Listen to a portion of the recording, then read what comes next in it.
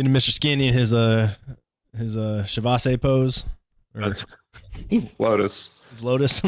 Lotus pose. How are you tonight, sir? Oh, it's been a day, man. It has been Yeah. a day. Oh, let me turn that ringer down. For those who don't know, RFO John is now live. What in the day has made it a day? One of our dogs especially does not like thunder. Uh-huh. And about midnight last night, I'm sure maybe about 10 o'clock last night for you. Big cell thunder system came through. Covered the entire like Gulf Coast of Texas in a giant storm cell. Anyhow, Sparky likes to yell at the sky when there's thunder. And he gets very restless and a lot of anxiety. So he was in his cage. And so he woke up in the middle of, and his tail's on the kennel, and he's like pawing to get out of the kennel and crying and whining. But my wife has work. I mean, I had work in the morning too, but her job involves sticking needles in people's arms. Legally, yes, legally. Yeah, she's trained. Right. Got a certificate and everything. But yeah, so she works in medical field, so making sure she gets some rest is probably more paramount than me. So I slept on the floor next to the dogs last night. For like the last 4 hours, so Sparky would be at least somewhat calmer. I tell you what, some of that thunder was going, and our floorboards were like the whole house shook. Yeah, so I get why he was freaking out, because I mean his kennel's right on that. At least we have the bed and the memory foam, right? As I recall, how'd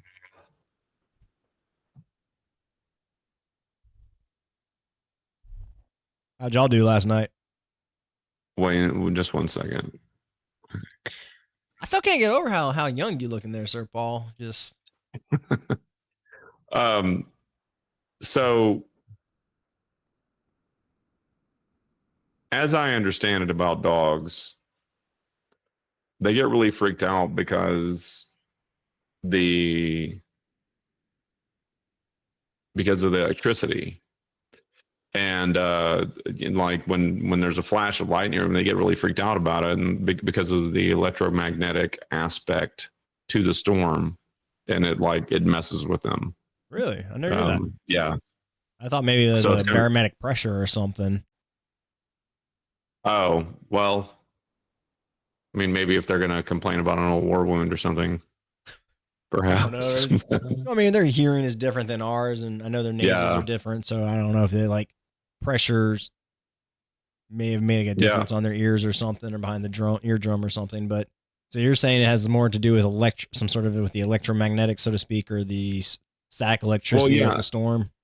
Yeah, I mean, if you think about it, an animal that is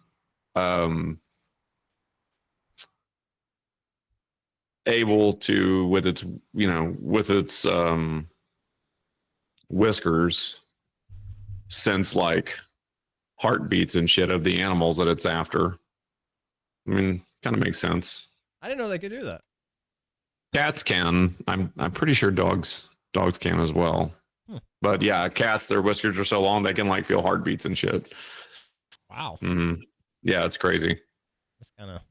Now this information is off a documentary that's like 1 billion years old. So take that for what it's worth.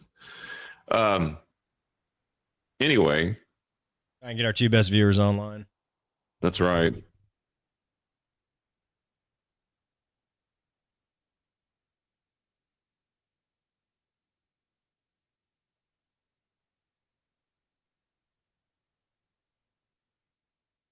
We'll let that be. What's that? Yeah, so that was my morning.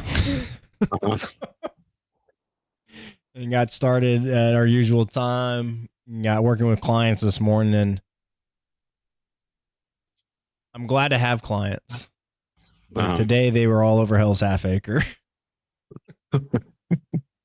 I saw one at their house. Fortunately, because of the rain, we would normally meet at the park. So did it at their house, and then I go see another client at their house on the regular. Then went back to the park, saw a client. Then another client was at the DMV. And so we had a kind of a standing agreement, like once he was done at the DMV, holler at me and I come meet him. So waited an hour, about an hour at the house with the dogs, had some food, and then he called and went out, saw him. Came home, took a nap. How far away is this person from you? 10 minutes, 10, 15 minutes. Oh, okay. Yeah. Okay. Just down at the park. And then got a workout in, and now I'm here. What'd you do today for your workout? I normally do a full body type of routine, and right now I'm just kind of knocking the rust off. My workouts look very, very similar. So it is either a deadlift or squat. So today was deadlift, and then went into pullovers, chest press, dumbbell chest press, overhead press, and then superset bicep curls with tricep extension, overhead tricep extension. Okay. And what up, so simply too deep. So simply too deep? Yes. He's our newest follower. Well, hello, so simply too deep. They are new already. I'm doing good, gentlemen. How about you? We are doing well, thank you. What finds you? What brings you to us? Do you have questions you need answered, or are you just checking us out? He has to tell us which elbow does he use, or how does he use his elbow, up or down? Elbow up or down, yeah. And which hand? That could be another one. Or which mechanism?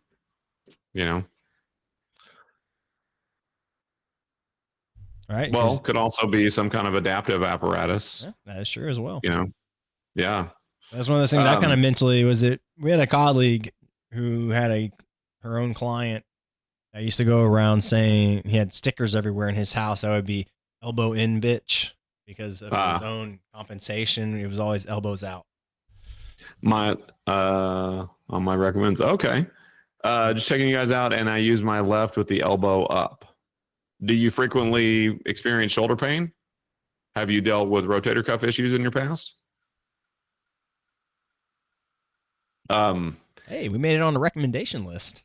That's right. Being recommended. So I remember I was looking at this picture that was in this the office of one of the gym owners that you and I. No, I don't. It's just a habit of mine. Right on. And you can tell a lot about a series of habits from just the simplest. I was having this crazy idea of maybe next time you and I pair up in either Houston or Austin, finding one of these like a 5K or something of people, and having you deduct what their knee or hip pain is or something like that based off the bottom of their shoes. That one always freaks people out. Yep. Yeah, for sure. So simply, I'm curious, are you into working out? What kind of workouts do you do? What do you have going on? Like what does your fitness journey look like if you're on one? Or are you dealing with any injury? Is there an adaptive need that you're currently exploring? I think he asked what's going on. Questions. What's that? You can ask 4 more questions. Yeah. So I also would like to, I'm kidding. Just curious what about the people that get recommended, like what's going on in their lives. For sure. While we're waiting on that, what are we looking at today, John? Good question. So in my pursuits of YouTubes, I came across a gentleman who is a giant human being. Clearly, very fit. And he claims to have formerly been big into bodybuilding. He has a jiu-jitsu background, and now he is very much into what I kind of call non-traditional exercise. And so I put into this as like this kind of sense of like animal flow or maces, or kind of, I don't want to call it fringe, but again, more maybe niche or outside of what we traditionally think of as exercise or working out. And so today on the stream I was watching, the video I was watching, he was pushing, or not pushing, but he was being a proponent of what he calls rope flow. Okay. And I've never seen any of it before, and I thought it was kind of interesting, and so I was curious about it and wanted to kind of learn more about it. And he was touting that it has helped him with his body aches and pains, as well as helping him improve conditioning and other things. And I don't know all of his promises of it, but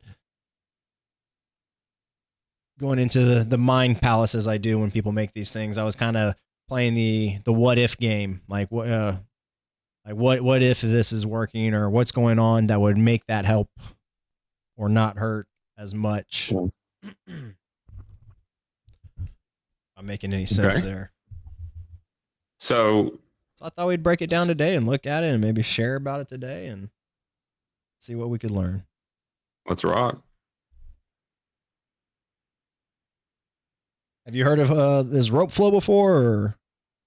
Well, I mean, I've heard of a couple of different things, so we'll see if it's what you think it is. We'll see if it's what I know, but it's like capoeira for jump rope. Okay. I'm interested to see this person. Capoeira for jump rope. Okay. Because I practiced capoeira for a long time, so I'd like to see what this is all about. That may be a very bad analogy. All right, well, let's check it out. All right. Let's check it out. Let's mind the sausage for a second. If the Angola gods are going to come after you for this one. Right. For this comparison.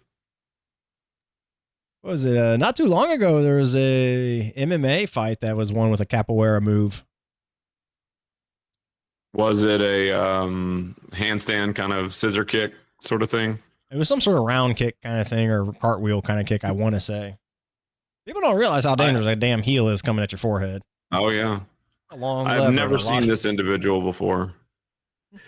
I'll tell you what I like right off the bat is that this is obviously a fit dude.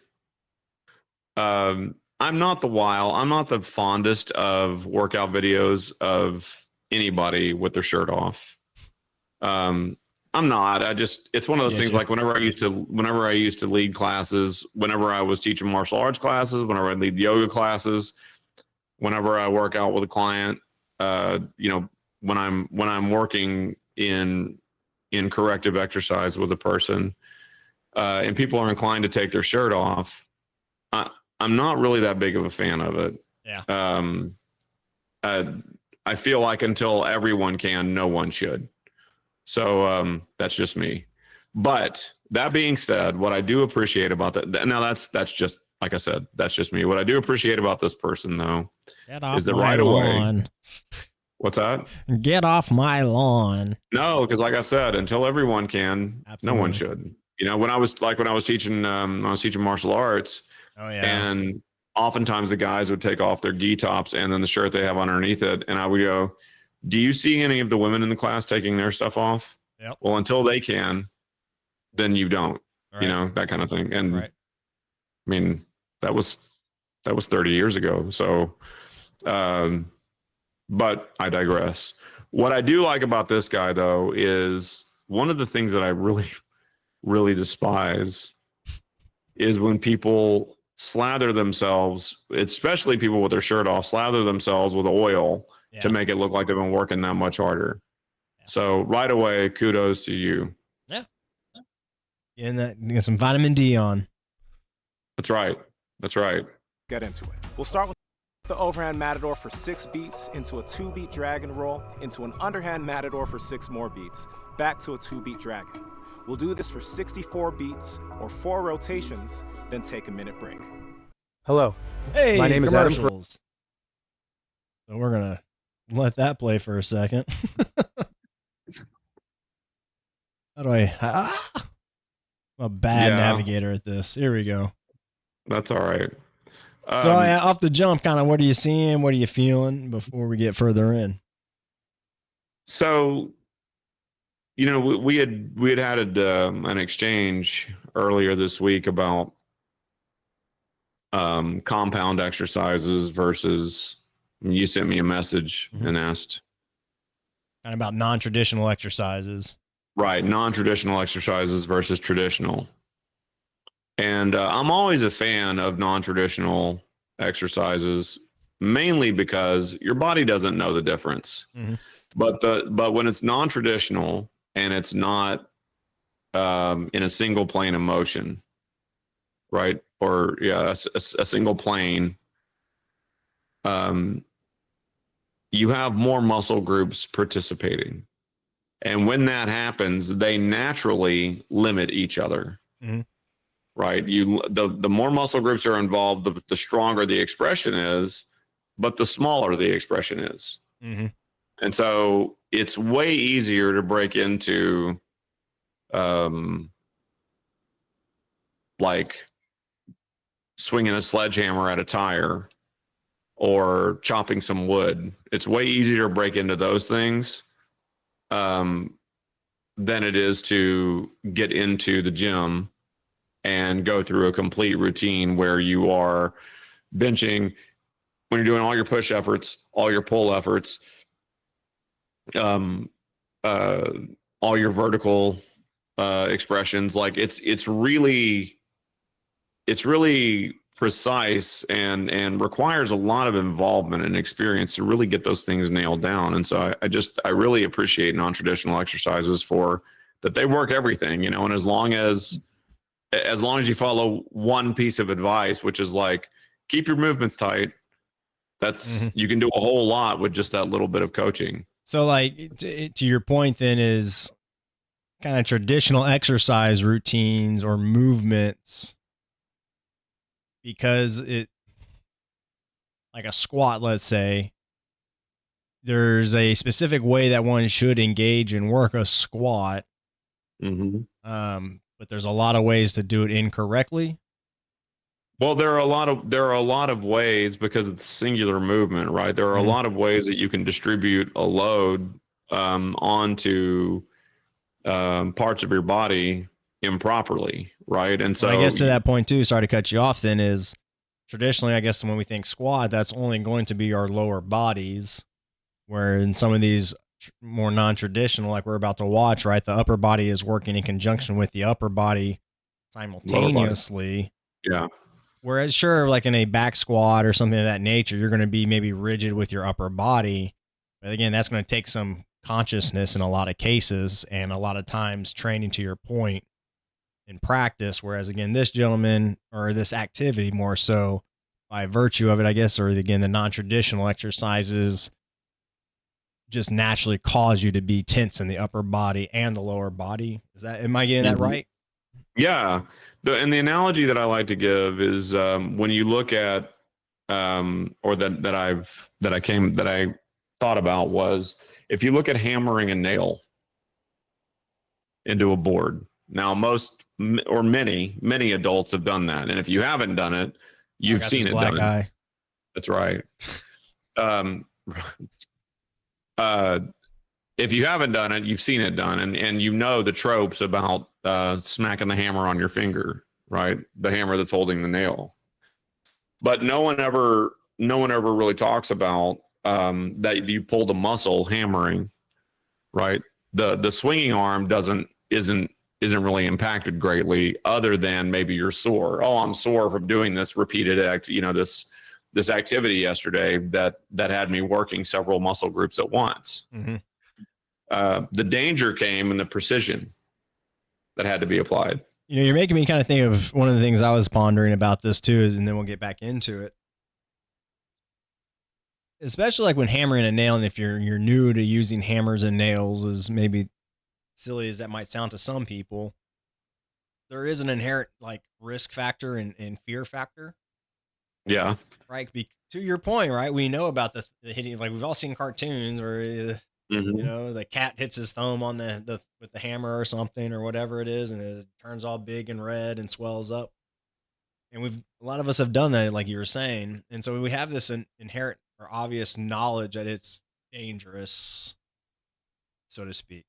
And with some non-traditional exercises, because it's new and funky and all that, I feel that sometimes we approach it with a little bit more, let's call it reverence, or a little bit more cautiousness to it, because it, like, an assumption of risk. Yeah. Yeah, because like this guy, he has a rope in his hand that looks to be a solid 2 inches, maybe an inch and a half. And I'm sure I could dig through here and figure out how much it actually weighs.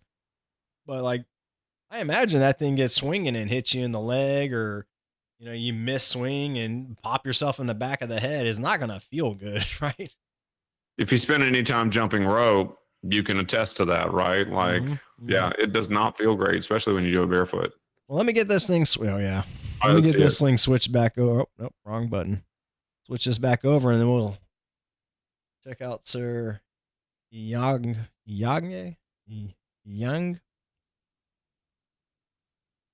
All right, let's see it. Full screen on it. All right. He even has ankle weights on there. Look at that.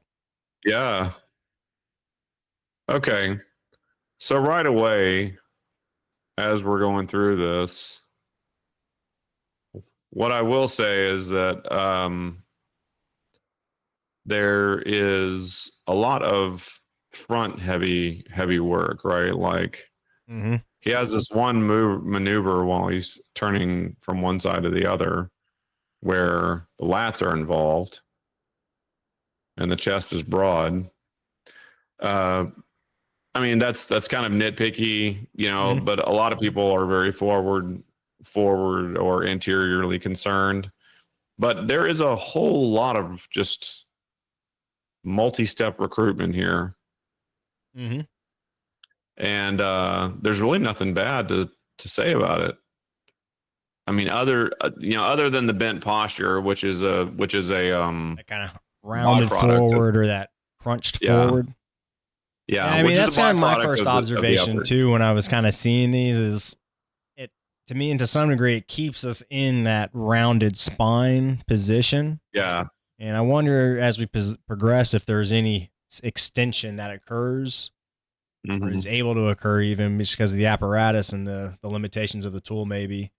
I also wonder as we get fatigued, how much we start, maybe the head starts drifting forward. Yeah. Again, shoulders starting to take other postures to be able to maintain, because this is, I forget, this is a 20-minute video. It might be a 10-minute follow along exercise video or something like that. So, in any case, you were saying?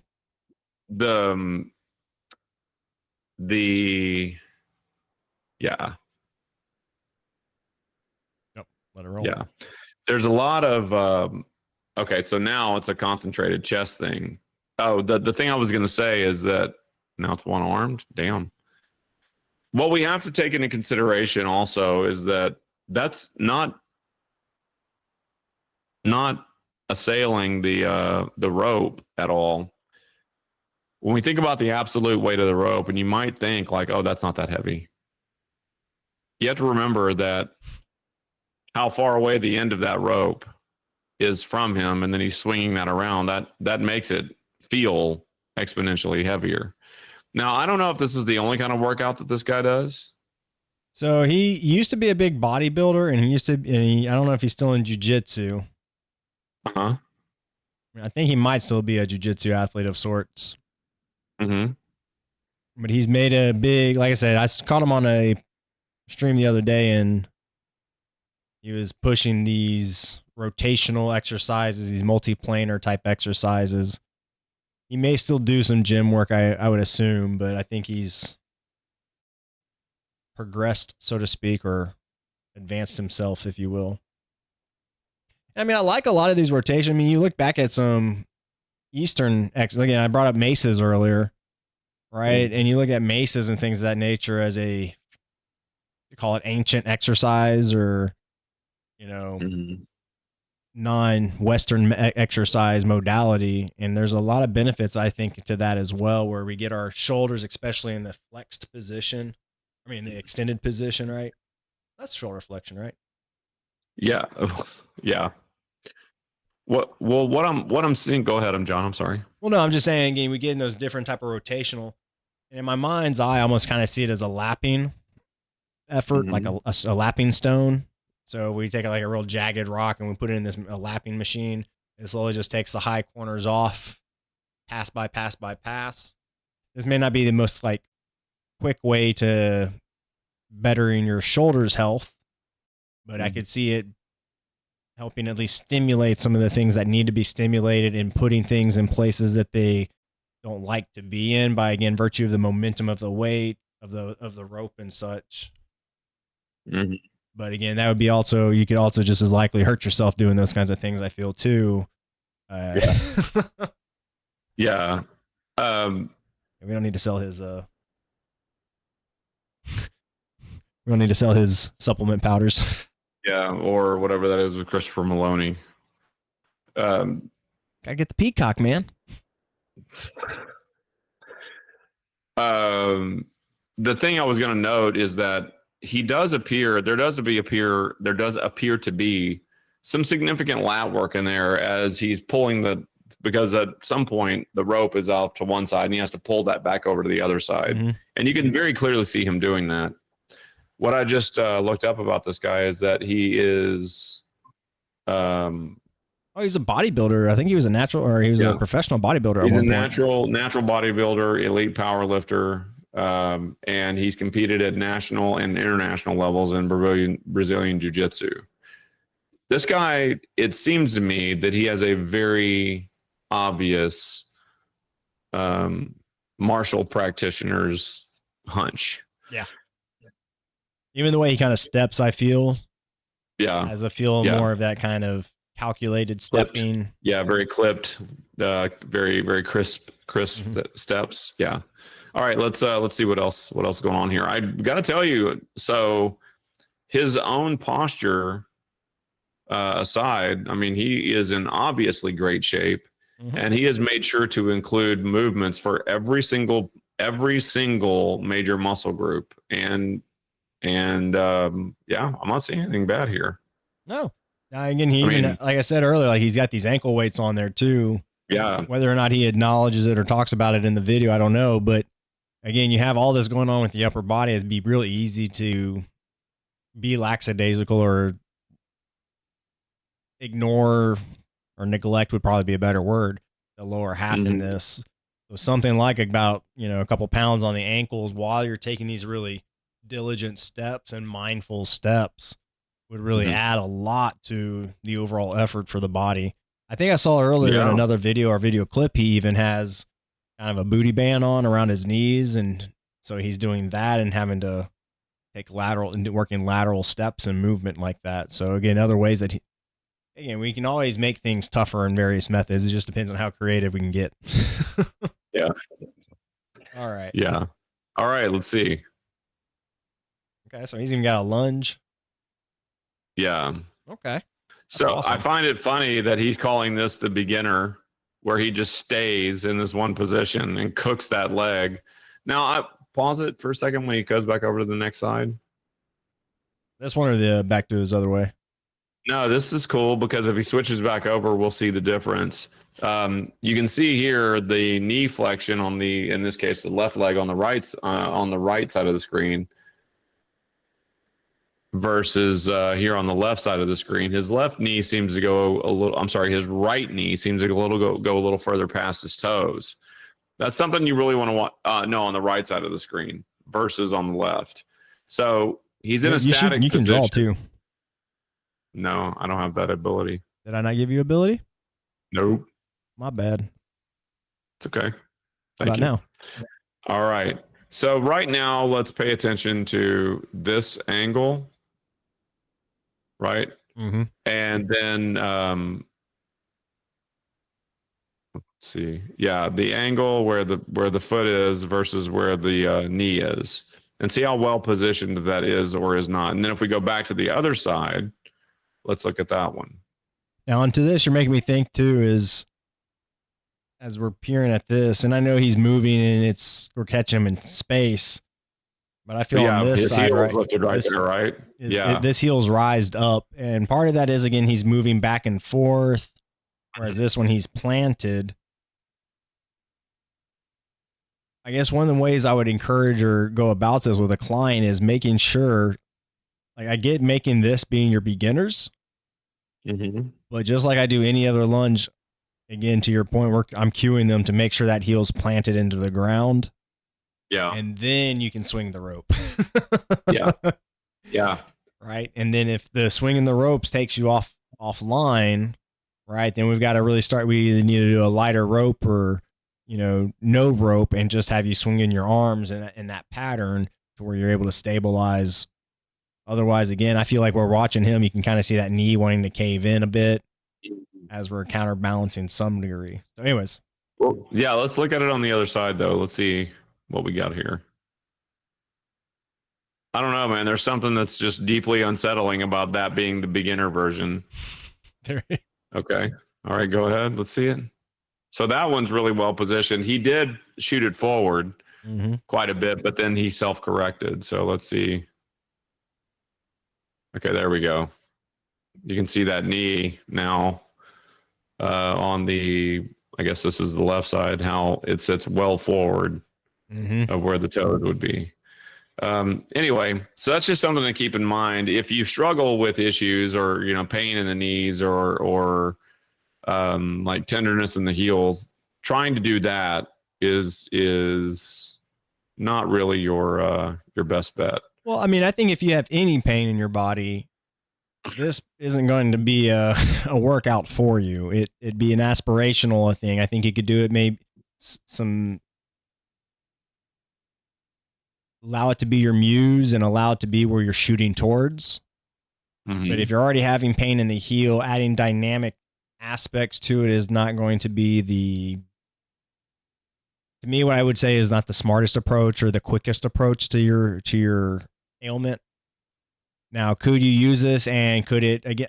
I know it sounds very crass, but to fix like tender heel pain or shoulder pain using either one of these variations to me would be kind of like playing drunk darts.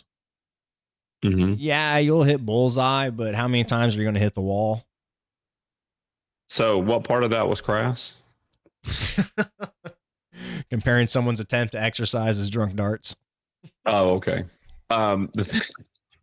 Whereas if we just work on isolating the issue of the tender heel or the knee pain and hammer that pretty hard for 2 to 3 weeks, right? And then build around that. If you want to do these rotations, start back in the other portion of the video where he was just standing square and maybe doing some slight stepping left to right and getting the pattern down and the sequence down, building up the shoulders health or conditioning rather.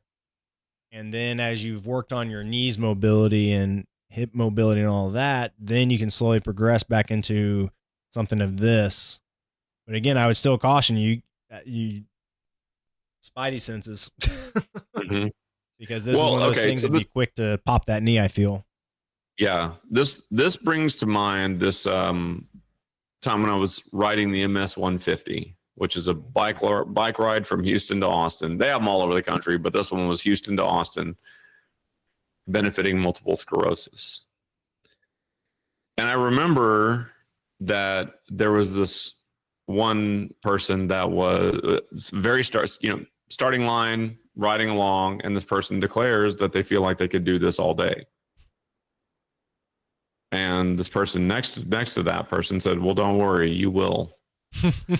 And the statement that the first person said, I feel like I could do this all day, told me that they were brand new to cycling.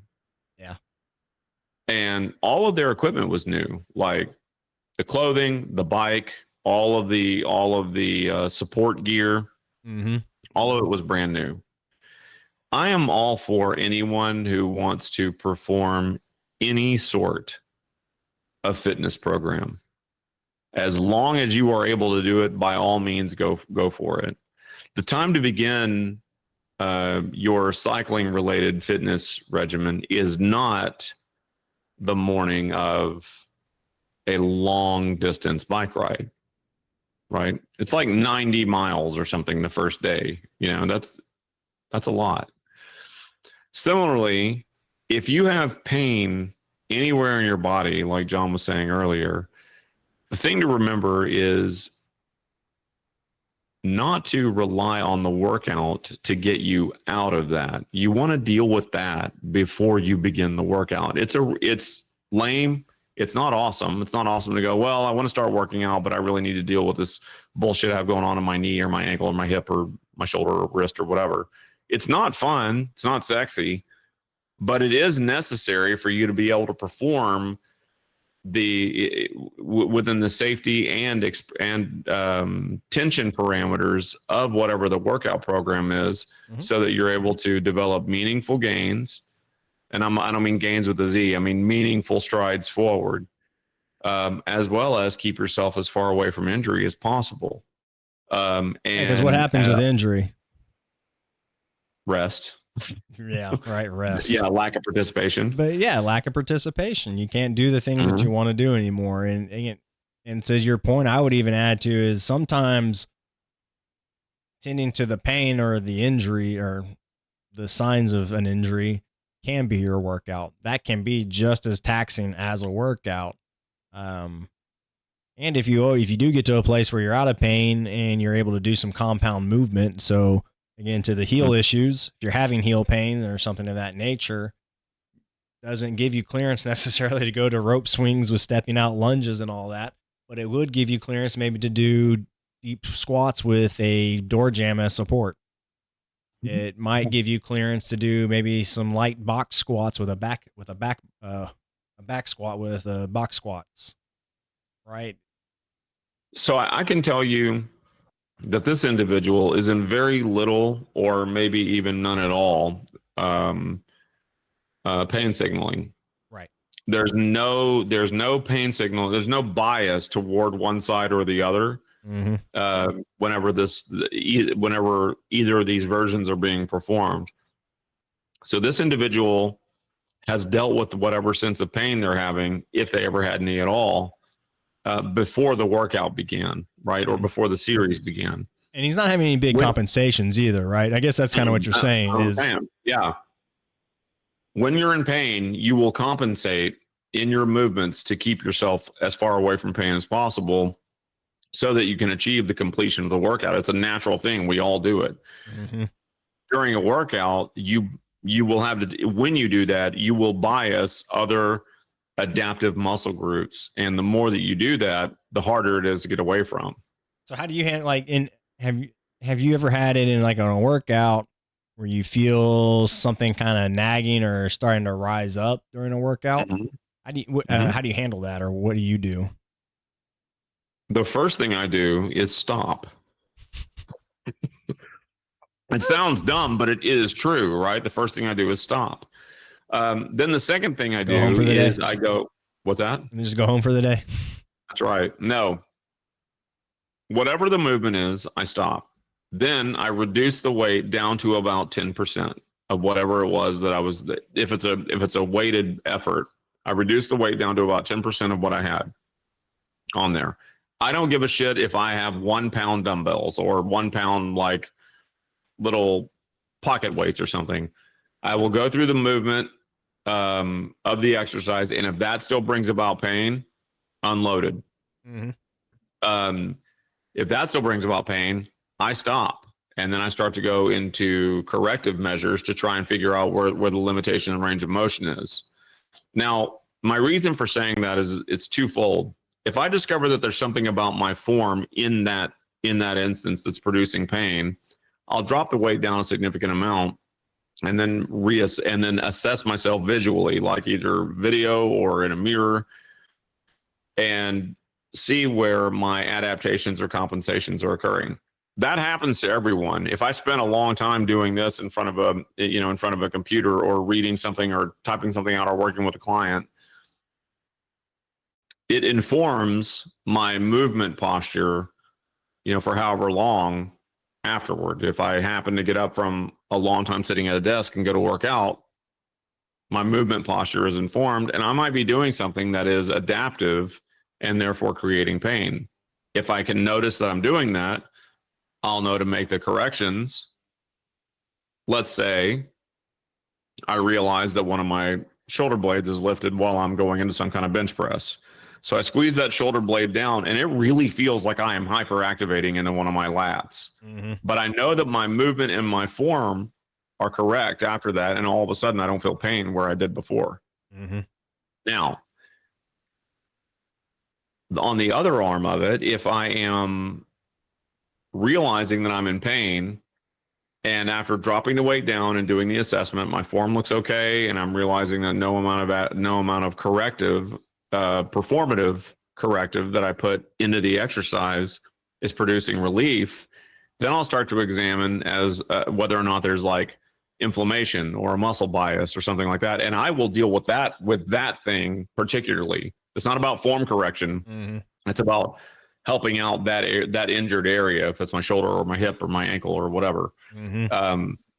It can happen to all of us, and Right. at some point or another, it will. It just depends on. It kind of reminds me of a house fire or an office fire, right? Like there's a fire in the microwave, you know, take the bag of popcorn out, throw it in the sink or something. Or if the bag of popcorn's smoking, you know, open up the microwave and throw it in the sink, turn the water on. If the bag of popcorn's on fire, you know, open up the microwave, leave it in the microwave, but go get the fire extinguisher and blast it. If the cabinetry is on fire, get the fuck out, call 911. You know, like, yeah, you don't need to send that email. You know? Don't get your favorite coffee mug. Like, nope, you can make new memories. Yeah, exactly. And I've had that happen, you know. Yeah. I've had it happen where I was working with a client with some technique, some self-defense technique, and we were practicing throws. I didn't realize that I had biased an effort in one of my hips.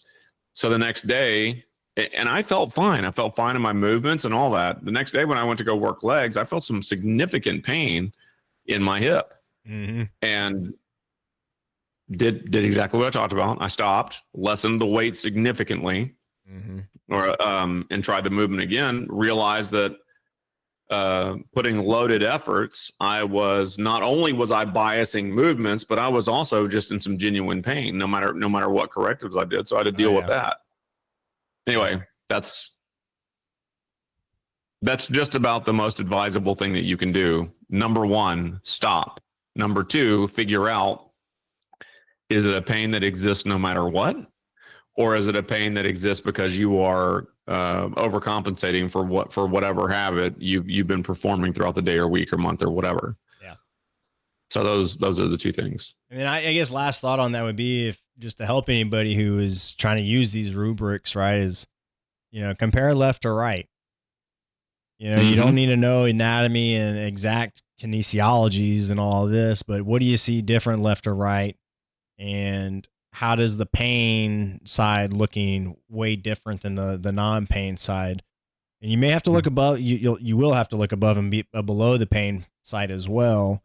So like to a knee issue is like, we're talking about this gentleman here, and we can't quite see it because of the grass, but if we don't know, speculative, but if he were feeling any type of knee pain on this lead knee and his heel was up, right, that would be indication, hey, but let's say hypothetically again, he goes to the other side and he doesn't feel any pain on that knee, you know, cueing him would be making sure that heel is down and then try that lunge with that left knee forward, see how that presents differently, right? And then to your point, take his hips up higher. Right.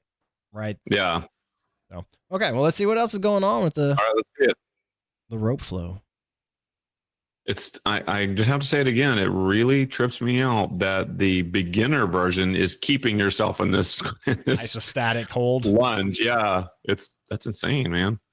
This guy's in phenomenal shape, and he is doing a really good job at recruiting everything. Everything spends its time lengthened. Everything spends its time shortened. And I think that's fantastic. I wonder if he did this on the same day, or if he did this on a like. Oh no! Yeah. Now we're talking. Oh hell! Let's see what the beginner is on this now. Do you think the beginner is standing on one leg or lifting one knee up and down? This is probably the beginner. The advanced is set. Oh, of course, yeah, setting yourself on fire or something. Now, what I think is great is that at no point, and I'm sure those are edited out, but at no point has he hit himself with it, or has he had to like posture correct or shift because of balance issues.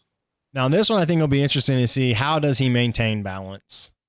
I think this is going to be an awesome exercise for people who have the coordination. But again, if you can't balance on one leg and like hip hinge properly on one leg, this is going to be too advanced for you. I would advise. It's not that you couldn't do it. It's just we'd have to build up the foundation to get you here. Especially on his hip hinge. I wonder if he keeps his pelvis neutral or do we get a kind of like an airplane rotation? Looking solid. Yeah. To be able to, now there is some compensatory behavior.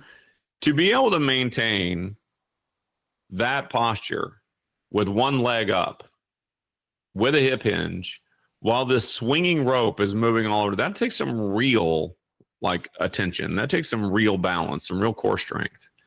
And those hips are not compensating either. One's not rising up any higher than the other. It's not like he's not getting like a real big sway back on one side, it doesn't look like, or an excessive arch into one side of his back. Yeah, this guy's solid. I mean, doing this, beginning with clients, just having them do what can be referred to as a triplanar toe point. Just standing on one foot, and you lift your leg forward and point it forward as far as you can without shifting your hips. Bring it back in. Lift your leg laterally as far as you can without tilting or twisting your hips. Bring it back in. And then lift your leg behind you as far, which isn't very far when we go into hip extension, without leaning forward. And maintaining that balance will cook people's feet and calves. Swinging this sucker for, what's he at? Was he going for 2 minutes, I guess? Over 2 minutes. Yeah. Over 2 minutes, yeah. He's been after it. You see on the left, he's starting to get a little cooked. He's having to take a few more hops to get rotated. Yeah. Which, you know what? That is how I would do it, right? Is if you're going to make those rotations, smaller hops, because again, you make a big hop. If you don't quite land it, that's a good way to roll your ankle and end your workout. Yeah. Okay, a little bit of a change here for a lot of good shoulder work in here, a lot of good chest work. There's some significant lat recruitment. Calves are always working, glutes, hamstrings, quads, core, all of it. This is fantastic. This guy's something else. There are far worse things that you can get involved in your life than to try one of these workouts. I don't know what one of these ropes costs. Yeah. I'd be willing to bet, though, if you headed over to that gentleman's website, I'm sure he sells them. You'd probably be able to find them, yeah. Yeah. Let's see here. Yeah, he's also a couple of things I've seen him do is big with kettlebells but doing kind of flow movement with kettlebells more so than again that traditional. So the Black Panther heavy flow rope, 24 millimeters, 1.5 kilograms, is $90. And then the Ghost Shark 750 gram, 18 millimeter heavy flow entry rope is $74. Yeah. I'm sure you could probably go to Home Depot and get you one too for. I don't know. I don't know that you would be able to get a rope that size. Yeah, I'm looking at his Stronger Human store. Legitimately, not a bad workout. No, not at all. There's nothing. It'll torch your shoulders for sure. I mean, it's like the first time. You remember the first time you ever picked up like a battle rope or played around with battle rope? Yeah, I would much rather someone do his rope flow than a lot of what I've seen as far as battle ropes. I mean, I know there's a lot of creativity that can get into battle ropes, but what I don't like about battle ropes is you're pretty much just stuck in this up-down, minimal expression of shoulder movement. Right, sure, you can do some squats and you can try to throw your arms up and you can try to slam them down. We're not really getting any internal rotation like he was demonstrating through those videos. Not getting any external rotation as he was showing with the video as well, and just working those different. Again, it really reminds me of this. When I first started getting into training, again, my kind of philosophy was we get you as close to perfect as we can in your form and technique, with whatever form and technique you had. And then we cook it, and then we come up, and then we go back down, and we try to get a little bit deeper, keeping as good form and technique as you possibly could. And then we come back up, and there's this idea of constantly just trying to get closer to that perfect form or that ideal form with an understanding and full expectation that that wasn't going to be achievable, but that was always just kind of what we're chipping away at. And again, that's what I really like. Kind of what I see in this is, if you're not in pain, this could be something for you to really express a lot of ranges of motion. Again, the other thing that popped in my mind was the idea of, again, the retiree from the office. Mm-hmm. And how once they've retired from the office, what ends up happening is they're no longer having to reach for copy paper at the bottom of the drawers. They're not having to reach for the coffee filters on top of the cabinet. They're not having to reach for that, SOP manual down at the credenza or whatever, right? Like, we don't realize how many times we've got all these little movements that we're having to, or again, something's on that back shelf. So you're at your cube, and so you rotate around to reach for it. Once we're no longer in those offices or jobs, like, we don't do that crap anymore. Yeah. And so again, that workout flow or that flow rope workout really, I think, helps hit a lot of those things. Like, I'm guilty even with myself and my clients of being like, oh shit, we need to do more lateral. We need to do more rotational, Yeah. Well, the other thing I wanted to bring up is, by the way, I found the rope that he's using, which is, looks like it's just over 3 pounds. God damn. Yeah. That thing swings and hits you in the leg. You're going to feel it. Yeah. And then there's another one. Let's see. He has one on here that is 8 pounds. Yeah. Anyway, what I was going to say is there are a million. One. Well, yeah, probably another million every month. People that will either come up with a brand new program and tell you that it's something the whole world has never seen before, or a brand new product and tell you that it's something the whole world has never seen before. Welcome to health and fitness. Yeah, related to health, beauty, or fitness, right? Longevity. The workout that this gentleman arrived at around just this simple piece of rope is really something else, because I mean, really, it's this one-time expense. As long as you have a patch of grass or like an empty 10 by 10 space, maybe with in a room with admittedly some high ceilings. Yes. And the floor is non-slippery. You can do that anywhere. Yeah. Like, really, you can do that anywhere. And so normally I'm not really big into people who endorse their own products and that kind of stuff, but that's a really, really solid way to go about it. And it's highly reminded adaptable. me is you've kind of been searching for kind of different, it's kind of one of your hobbies, right? Is testing out different gym equipments, or you got that one exercise equipment that was like a double-sided mace or something. Yeah. Like two orbs on side of it. So. And it's a great piece of equipment. It's just limited in scope, like you can, one of the things you can save somebody's life. Like someone falls over water. Absolutely. Throw it out there. No. Like, one of the things about fitness equipment that if you're going to go for a piece of gym equipment, right, especially one that you're going to have at home,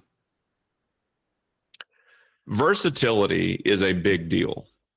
And oftentimes people or companies will manufacture a piece of gym equipment and they will one fucking job. As one fucking use, right? Or they will market it like it has many uses, but the exercises that are shown are things that you can do on the floor. Like, for instance, this piece of equipment that you were talking about, it's got these two handles on it, looks like a double-sided mace.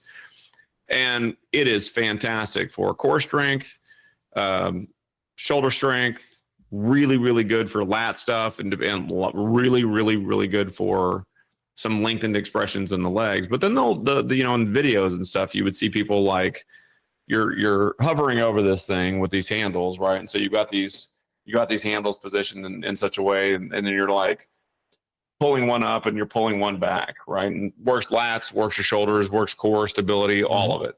And you go to the other side and then you rotate one out and you pull it back down. A lot of great work, but it's pretty centered on your back. And they go, and you can work legs as well. And they show these people going into like down dogs, like push, and then pushing out of the down dog, while still holding onto this thing. You can work chest, and they'll show them doing push-ups. You can do squats and push-ups without that piece of equipment. Yeah. Like you can. One of the things that I find funny is when you have a really versatile piece of equipment like a Total Gym. This is not an endorsement for Total Gym, right? People shit all over Total Gym, like, oh, you can't build muscle with that. But, well, you might not be able to you might not be able to achieve competitive style gains with it.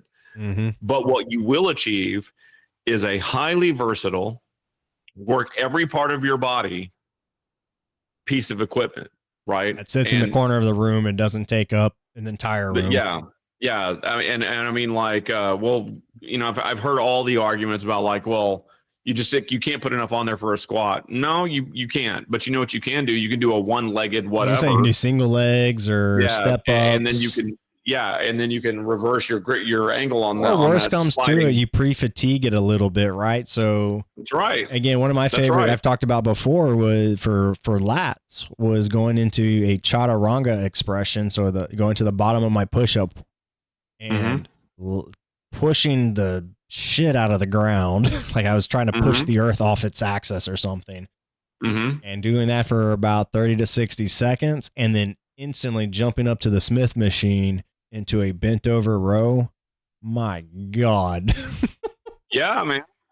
Yeah. It didn't take much for me to be able to really feel and get my lats cooking. Or into the legs issue, right? You could do something like some single leg bridges, or like we saw in the video just now, some single leg hinges, and then go into some air squats or something of that nature. You can wrap that cuff around wrap the cuff that comes around it, spin around on the and spin around on that sliding bench that like a Total Gym has, for instance. Lock into that thing, and then pull with your quad. Where you're like that'll fatigue your quad. Do a one-legged squat. Turn back around, do a one-legged squat. That'll fatigue your glute.